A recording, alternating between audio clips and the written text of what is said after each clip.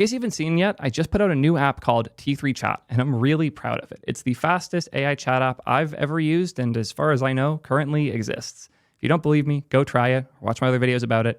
It flies. I've been getting a lot of questions about how I built it, how it's so fast, and most importantly, how the hell did I do this in 5 days? These are all great questions, and not all of these questions have great answers, but I want to do my best to try and clue you guys in on what it took to build something like this as quickly as Mark and I were capable of. Think of this more like a devlog type video in retrospect, where I'm going to go through each day what I did and how the process led to building an app that we're actually proud of and we're able to hit a crazy deadline on. Before we can do that, we need to hear a quick word from today's sponsor. If you're anything like me, you're probably pretty tired of these AI tools that claim they can replace your job. They're never any good. The ones that are good are the ones that complement your job. They take the tedious things, they make them less tedious and give you information that you might not have had otherwise. Things like code review. And that's why I'm super hyped about today's sponsor, CodeRabbit. They make code review way easier by doing a first pass on your PRs and leaving a bunch of useful feedback, summarizing, drawing diagrams, and so much more. This is a real pull request where we're no longer allowing people to upload exe files without paying. Long story, go check out my pirate software video if you want to know more about that. But here's what CodeRabbit did. Summarize the pull request, giving a bunch of useful info. It says that it's introducing significant enhancements to file upload validation and error handling across multiple files in the ingest infrastructure. Here it's summarizing all the individual files and what they do. But where it gets real fun is once it starts reviewing the code directly. So here's a comment where it called out that we were returning a partial error and we should give a full error. Here is somewhere where it caught something that would not be a great experience for users, where we would be telling them in bytes how big the file should be and how big it actually was. Nobody knows how to read bytes. We should be giving this in megabytes and gigabytes. And since they called it out, we were able to change it before anyone on the team even had to touch the PR. Super handy. And when it has changes that are simple enough to propose a change for, it appears in line and you can one-click add it to your pull request. It's free to get started. It's fully free for open source. And if you want a full month of the pro plan for free, use my code Theo1mfree. Check them out today at soydev.link/CodeRabbit. Before we can get into T3 Chat, we should start with where I started, which was DeepSeek. DeepSeek had just put out a new open source model called DeepSeek V3, and I was blown away with what you could do with it. It was really fast, really cheap, and comparable quality to what you'd expect from something like Claude. I played with it, was really impressed, but the chat app was awful. It was so annoying to navigate. My experience using it was garbage, but I wanted to really take advantage of this model. And I'd also been thinking a lot about it for a while because I've been frustrated with ChatGPT and Claude's web applications for as long as I've been using them. And over the last 6 or so months, I've been using them more, and I've been getting more and more frustrated. So I wanted to play with this model and have a better UI to play with it in. So I went and tried a couple of the open source starter kits for doing an AI chat and quickly realized they were all garbage. No offense to people who made them. It's really hard to do these things, and you built everything correctly with the technical assumptions that have existed in the creation of most of these tools. But I want to do something fundamentally different. I've been dodging local first for a while because for most of what we build, it doesn't make sense. An app like Upload Thing gets nothing out of being local first. An app like a Chat AI app actually benefits a lot from it, so it's disappointing not seeing anyone take advantage of it. So I decided to start scaffolding. I started with V0, and I bet we can even find the point that V0 got me to. Yeah. As you can see, it's pretty far from where we ended up. We have redone all of this since. But it gave us a rough starting point using the Vercel AI SDK. I went over all my limits on V0. Had something that was a UI that kind of worked. And I was able to get that running in Next on my machine, got all the parts plugged in together, and had it streaming. I immediately had some things I wanted that Next wasn't going to help much with, though. Specifically, I wanted whole navigation to be on client. As such, I ended up spending most of the day on the routing layer. And you'll see something interesting here. This is the only page in the app day one, because I moved whole of the routing out of Next over to React Router with a catch-all route that would handle all the different URLs you went to, because I didn't want the server to be involved in navigation as you moved around the app. This, combined with my sync layer that I built entirely through React Context, worked. It meant you lost everything as soon as you refreshed, and my attempts to build this backend sync in a KV were not going great. But it kind of worked with a rough sync layer, and all the pieces were coming together. Navigating it felt good, but it was far from where we wanted it to be. I can probably run it locally. I go to /chat, we get launch chat, which creates a new chat with an ID, and I can say solve advent of code 2022 day 2 in TypeScript.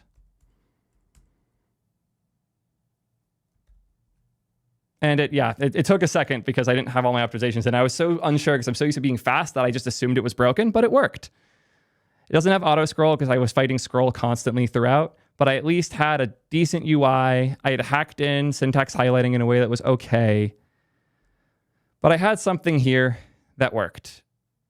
The sync engine was not one of the parts that worked, but at least I had all of this. And I was proud with where we were at. And I had also wasted a ton of time on random explorations. I tried multiple different ways of storing the data. I have a Neon instance here that I had a schema for. I ended up going with a KV through Upstash, Redis. That worked fine. To use SuperJSON or something. I've been using a lot of SuperJSON for this project. But it kind of worked. It proved that this could happen, but it was nowhere near where it needed to be. But it was also 5 a.m, so I went to bed. But first, I made a quick update. I think I have it in here. Do I have my README? Yeah, I wrote the things that I needed to do and then passed out. After waking up the next day, I felt like I was far along enough to bring my CTO, Mark, in. I always feel bad bringing him in on these projects when they're so early, but I knew I couldn't be doing this one alone and I would need a lot of help, so I caved and brought him in. Did my best to notate all the things that needed to be done. I was also battling my hot water and spent most of the day with plumbers, funny enough. But we made a ton of progress. First and foremost, we overhauled the UI. We now had tabs that you could go between, as well as a chat box that wasn't anywhere near as cringe. Still had bugs, and I was still insistent on command enter, which was wrong. Enter is how you should submit. We made a lot of progress here, though. Parts were starting to come together. I had thrown away all of the sync because that context I was using before was garbage. And at this point, I had started moving over to Dexy, which is funny enough, like an ancient library. If you don't believe me, just look at their website. You can tell this is from the 2010s. It's awesome they have support for all these new cool things, and the team works really hard and builds great stuff. But this library started in like 2011, and it has Internet Explorer 10 support. This is not a project that I've seen anyone talk about, and I understand it's kind of old, but I don't care. It was awesome. It made so many things that I was struggling with way, way easier, and I had a lot of fun with it. So we started architecting things with projects, threads, messages, building a database layer where we could store all of this locally in IndexedDB on your machine. If you're not familiar with IndexedDB, it's a browser standard for storing a shitload of data in the browser. Pretty cool. Chaos, but pretty cool. Ended up with a couple functions here for creating new messages and threads. And then the code for the actual chat used the default hook they provided. Use live query, which would sync by getting updates through signals whenever Dexy had something occur. This method of getting messages in was really nice, especially after the hell I had dealt with trying to do all of this with the Vercel AI SDK. I don't want to shit on them too hard because the SDK is great, and the backend side is still what we're using for our streaming in from the LLMs, but the client side was very limited. It worked great for a quick demo, but as soon as I wanted things like local sync or IDs, which, oh God, I was so frustrated with the message types and the way IDs worked in here. We'll have a whole tangent about that in a bit, don't worry. But I ended up spending a lot of time hacking the data layer here and dealing with weird client behaviors, trying to get the state to behave, and I couldn't get it to behave. So I caved and moved everything on client over to the Dexy layer I was increasingly invested in, which meant that I could just hit a live query, which would update when the message updated, and just stream the message straight to my local DB. Worked great. It meant a lot of things re-rendered when they shouldn't, even with React Compiler, but overall, it worked pretty well. We were a lot happier overall. We had submit, decent like UX and flows here. We had gotten some actual tailwind being written to make things kind of pretty. And I had at a point where I was happy enough to show it to people and get some feedback. And also worth noting, this is the point at which I stopped using Claude and ChatGPT to ask questions throughout dev, and I was just using T3 Chat for all of my dev work. We also picked the name T3 Chat like that night. And if you look at the commit logs here, it was at 5 a.m. where I decided T3 Chat was the name and put it in the corner. The reason I picked the name is I snagged the domain. So I used it here and I was really happy with it. But the T3 Chat name was day 2, as well as all this overhauling. And here we are in day 3. You might notice things don't look that different, and there's good reasons for it. I spent the first half of this day at Vercel's office detailing my frustrations with the SDK. They were very happy to take me in, thankfully, and wrote down, I think they wrote 6 pages of notes and are making meaningful changes to the AI SDK as a result. Fine and dandy, awesome. By the time this video comes out, chances are building something like this will be much easier because of the changes Vercel is making, but I had to do it all myself. So I spent most of the day gutting the remaining pieces of the AI SDK floating around and moving everything over to my DEXY layer. Sadly, when I got home and opened my laptop to get back to work, I got a notification from an upload thing user that Malwarebytes was blocking their customers from accessing files on their service they had just released. And if you follow me on Twitter, you probably already saw this. It went pretty viral for me.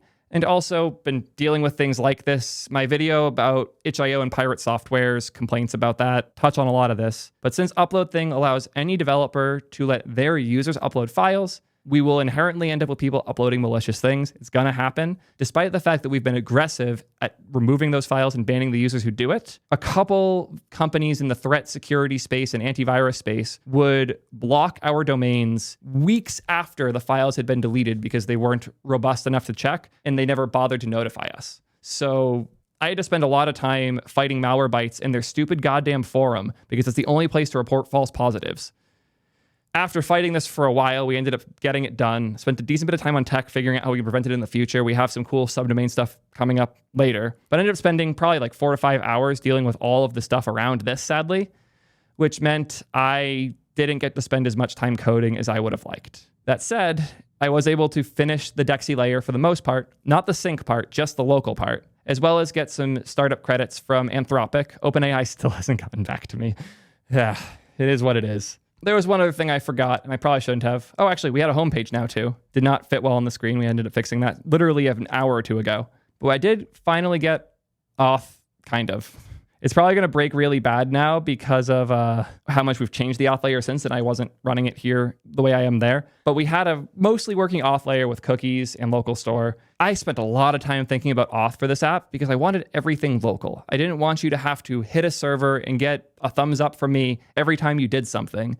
And as much as I love Clerk, it very much leans you in that direction of doing everything through middleware on your next app.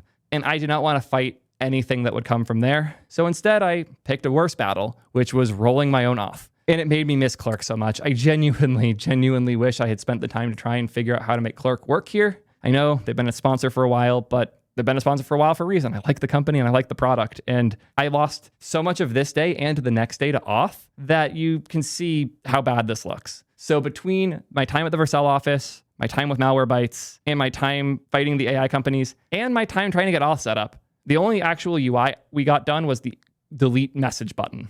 Yeah, not great. So I was excited for the next day. The problem being, the next day was stream day. And stream day, if you guys know, if you've been around for long enough, stream days are long. So stream days, I tend to not get to code a whole lot during. And at the end of stream day, I actually had to go to the Vercel office again to hang out and do a little meetup. Actually, the day before, there was one other thing I forgot about. I also spent a decent bit of time hanging out with the Laravel team at the Excel office, which was very fun. Got to hang out with them a bunch, give them feedback on Cloud early, hung out with Josh. He filmed the clip here. Great time. More lost time, though. So sadly, nowhere near as much code as I would have liked on day 3. Day 4, stream day, finished up Auth. Also had to go to the Vercel office for the meetup that I had agreed to go to there, and I had some friends I hadn't seen in a while. So I was at the Vercel office 2 days, which is funny. I'm almost never there. Just worked out that way. And I had also spent a bunch of time this day moving off of Next, changing my mind and moving back. So yeah, I have a prototype version of all of this working with Vite and React plus Hano on Cloudflare. And all the hacks I had to do to make the streaming work on Cloudflare were enough for me to say, fuck it, and go back to Next for now. In the future, we'll move this to doing it the right way, but not yet. So day 4 was mostly polishing Auth, streaming, and also setting up linear so we could actually track our issues. Oh, I think I also turned on React Compiler that day if I hadn't earlier. Yeah, pretty much no change in the UI. Everything still behaves basically exactly how it did. Just Auth was the big thing. I bet if I go to /auth, it'll work now. Yeah, it does. Cool. Google Auth, look at that. All through OpenAuth. OpenAuth is a really good library that is not easy to set up. Day 5, and I know you're probably seeing this day 6 there. He's like, wait, 5 days. Can we honestly say that these 2 days were both full days, considering how much of my time I lost to entirely unrelated things? Yeah.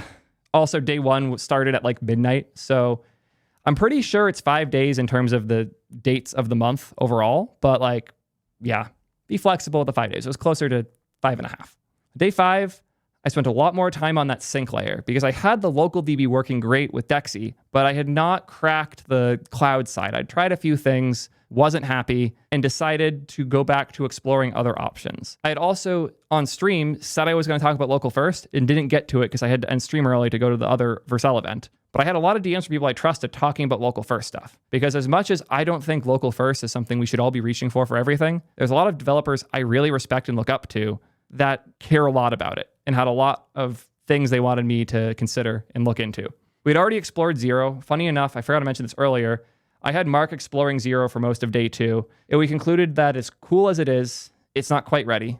If you're not familiar, Zero is by the people who made Replicache. It's a way to set up a Postgres layer with a cache like JavaScript server. Actually, I think it might be in Go, but there's a server between your database and the client. I know, boring, typical. But you define all of the behavior for the app in the API as a TypeScript file that now is a WebSocket connection between that cache and your client. So everything is done on the client and then synced up to the server rather than the other way. Really cool pattern, really crazy potential overall. It was just a combination of hard to set up, not super flexible, bad source of truthing where you had to write the same code in like 5 places and hope it all came together properly, and mandatory downtime when you upgraded. All of these things were enough that I was unsure, and I had also gotten so deep into the Dexy layer that I wanted to lean in further. So we ended up doing a Dexy sync layer on day 5 that I built myself, but not after trying Jazz tools. Jazz seems super cool. I spent a bunch of time talking with the team. We tried really hard to get things set up, but there were a couple like fundamental design decisions that ran very against the way I was trying to build. The way I would shorten my issues were that it's very focused on collaboration and collaborative values, as well as every user being fully authenticated before anything happens. I have the PR where I tried moving over to Jazz here. You have to wrap everything with a provider as you would expect, but if the provider doesn't have a signed-in user, it will not render its children. So doing this actually broke the app entirely. I couldn't get it to render, and it was really unclear why. Turns out you have to be auth before the Jazz provider will even return the children. Yeah, it is what it is. Got it kind of working, but every time I thought things were working, 5 new ones would break. Some of it's that I just hadn't wrapped my head around the data model, but a lot of it's that the data model was fucking weird. Everything has to be structured through a me object. So here's the schema I tried making with Jazz. The schema had a weird hierarchy. You have to globally register your account in their Jazz React package in order to have the types work at all. Then you define account. Account is a class that extends their account. This is my app account. They recommend you don't assign values directly in it, but you need to be able to access them from it. So instead you assign it a root value, which you type out. So I made it my app root. So my app root is a child of my app account. And these are properties on classes. And if you know me and my functional programming brain, you know how much I was starting to get angry from this. I then had to make a thread list, which is a extension of co-list of co-ref of thread. And I have my thread, which has a title, last message at, and threads, which is a co-ref of a message list. A message list is a co-list of a co-ref of a message, which is this. What this all means is I can't select messages by a thread ID. I have to do everything through me. So if I want to render from a list, I have to go to me.root.thread.select with the right ID and then get those messages and render them. And I did not want this type of hierarchy in my app. I have my create message function. This function takes the thread ID and the message the user wants to send, and it does all of the things. It creates their message in the right thread. It gets all the messages from the thread. It creates a correct version of those messages, just tidied up to send to the server to start streaming the new message from the AI. And we start streaming it in. I said at the time jokingly, like very much a joke, thinking there was no way in the world this was true, haha, if I have to pass the me object to create message, my head's going to fucking explode. To which they replied, about that. To their credit, they were hyped about how many issues I ran into. They were super responsive and are taking the opportunity to fundamentally rethink the loading and data patterns around Jazz. If I was to move to a sync solution, Jazz is very high up in my list of things I would consider. But what my realization has been throughout this, it's actually a confirmation of a theory I had in the past, which is the needs of different local first apps vary so much that if you are trying to build a generic solution for all the local first apps, you're not building something anyone actually can use or want. So these attempts to build generic solutions all kind of sucked for me. And I could not find one of these that was even close to what we were trying to do. So I gave up, finally, after spending probably 3 to 4 hours back and forth on Jazz, and rolled my own instead. Ended up going way better than I expected, considering how much time I'd lost everything else going on. And I also spent some time experimenting with other models. This is when I started playing with ChatGPT, playing with Claude a bit more too. And the reason for that's actually kind of silly. I started paying more attention to the different performance characteristics of a handful of models. This site, by the way, super killer. This is artificialanalysis.ai. They every day benchmark every model to get you performance information. So if we throw like 4.0, latest 4.0 mini, got the latest Claude in here. I love the site scroll breaks when you do that. Claude latest and DeepSeek v3. This was really useful for me to start getting info. You'll see DeepSeek's quality is absurd, but there's a catch. And the catch wasn't something I felt the first few days. The catch is when I started using it, the output speed was great. 90 tokens per second, which means 90 words effectively coming in every second. And it felt great. As we got closer to launch, the speeds were going down significantly. They'd gotten to almost half of what they were prior, and I was losing confidence quickly. I also noticed that all the alternatives for DeepSeek, because it is an open source model, which was exciting. I was going to throw it on one of the providers and saw all of them were even fucking slower. So I started obsessing over the performance of the model. Probably a little too much. Spent a lot of time testing all the different models. After playing a bit and screwing with ChatGPT and GPT-4o, I ended up getting 4.0 mini set up on Azure in a way that was really, really fast. And that's what we're using right now. We're going to introduce the ability for you to select different models in the near future. But for now, the goal was fast without killing our bank accounts. And I'm happy with where we landed there. DeepSeek's still hilariously cheap. So if you're looking for the cheapest that is high quality, check them out. But 4.0 mini is also really cheap and really fast. So there's a lot of good options nowadays, which is really cool to see. Oh, finally, we had a real homepage, by the way. For a long time, everything was on /chat, which meant if you just went to the site, you got a blank page. This fixed it. Yeah. Ended up not changing much UI-wise. Oh, I think I added the collapse for the sidebar, which was cool, but was not the focus. The next day was grind day. This was yesterday, the day before launch. And Mark and I just spent the entire day from when I woke up to when I went to bed, hacking, overhauling the UI, making a ton of other changes, most of which, to be fair, Mark was making, but we hadn't merged just yet. We changed the input box to look more like Claude's. We changed the sidebar to have a better new chat not it being there. Reserve that area for your auth information. And most importantly, Stripe and payments. I still hate setting up Stripe. There are 100 ways to do it and none of them feel right. We have a solution I'm okay with, but we also had a couple reports of people paying and not having it correctly flag their account as paid, which makes me want to go mad. So we'll be spending a lot of time tonight making sure it is as stable as possible. So by the time you see this video, checking out is fine. But chat's already saying it. Stripe is hell. I'm afraid of Stripe. I have checked out Grok. I had a tab open for it earlier. The speed you can get things out of that is nuts. But yeah, you're always trying it and seeing how fast it is. It's really nuts. We spent a lot of time on Stripe. I also did an onboarding flow that I was really proud of, where when you first open the app, it would create 3 messages that describe what it is and what it does. I did that instead of a traditional homepage, and I think it's really, really cool. I also spent a bunch of time with Aiden, the million.dev guy who made React Scan. React Scan's a library that lets you see when things re-render.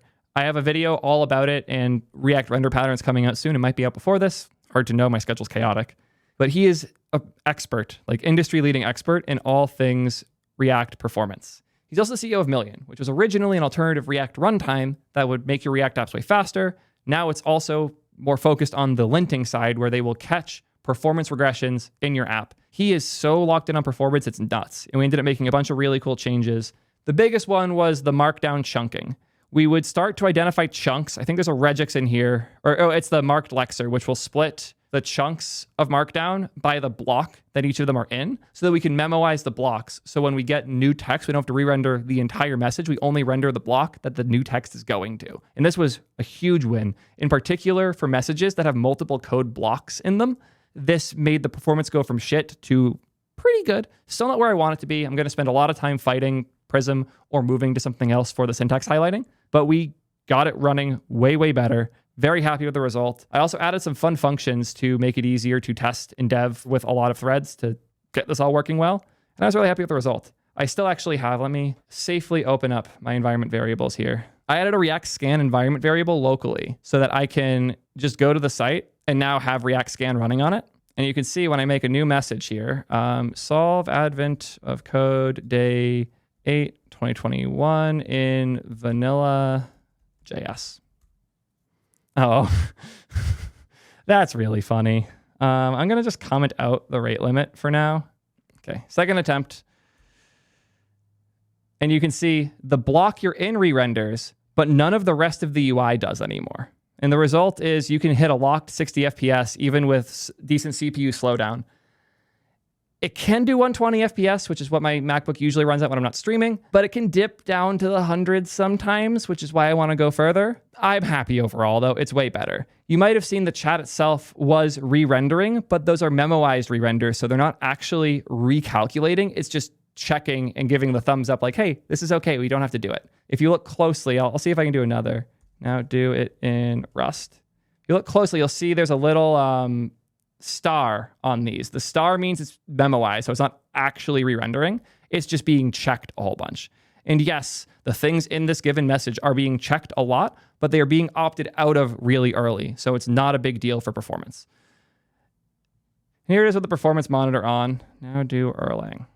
The error is just a React scan thing. Don't worry about it. But you'll see during the code block, CPU utilization spikes a bunch. But as soon as you're out of the code block and doing other things after, it drops to nothing. It's only the code blocks that have this level of CPU utilization. And now that I have the DevTools open and the CPU slowdown on, and I'm streaming at a really fast speed with React Scan in React Dev mode, it's not going as fast as I would. See how immediately faster it goes and how quickly that drops, though? It's just the code blocks. So now you see why I want to optimize it further. But we've been to hell and back to make this as fast as possible, both by doing everything we possibly can locally on the machine, avoiding re-renders to the best of our ability, streaming things through a data layer that actually makes sense, and building a routing paradigm that is a combination of the things that work well in Next and the things that I actually like about React Router. The result is, as far as I know, the fastest AI chat app that's ever been built. There are a couple other cool things I did. I'm not super proud of the state they are in, but they are getting to a state that I'm really excited about. Like, I have this use query with local cache function. This should be named use action query with local cache because I pass it a server action. The server action does something like get the user's subscription status. But I also store whatever the result is in local storage. So instead of showing a loading state, I can show a default state, and then from that point forward, show whatever the server returned previously. Theoretically, what this will enable is if you are on the free tier and you go to paid tier and you go back to the home page, it'll show free for just a millisecond before it pulls in the updated value. So I never have to deal with loading states ever. I never have to have animations anywhere. I had a couple like the things I want in the README, like my strong stances, avoid animations as much as possible, and indicate changes as aggressively early as possible. Things like on mouse down, stuff like that. And the result is an app that with a lot of work and thought into every layer, every render, every piece of data touching everywhere, it's something that flies. And I'm really proud of it. Hopefully, at the very least, this can help you guys understand that React isn't slow. It's just easy to use it in a slow way. Admittedly, we had a couple times where one small sync resulted in things re-rendering in ways that caused performance issues, but for the most part, it was just fine. And I'm genuinely really happy with the results. Have you had a chance to try T3 Chat yet, though? I'm curious if you feel the wins that we put the time into here. Do you actually feel the difference between Claude and T3 Chat? I can't imagine you wouldn't, but if you somehow don't, please come tell us. Hit up the feedback channel for T3 Chat in my Discord if you have any issues at all, especially performance-related ones, because we take them all very seriously. I hope you enjoyed this breakdown of how we managed to build the app in 5 days. 5 asterisks, but you get the point. The goal here was to build something that felt better than every other chat app, and I'm proud to say Mark and I somehow managed to do it. Let me know what you think, and until next time, keep chatting.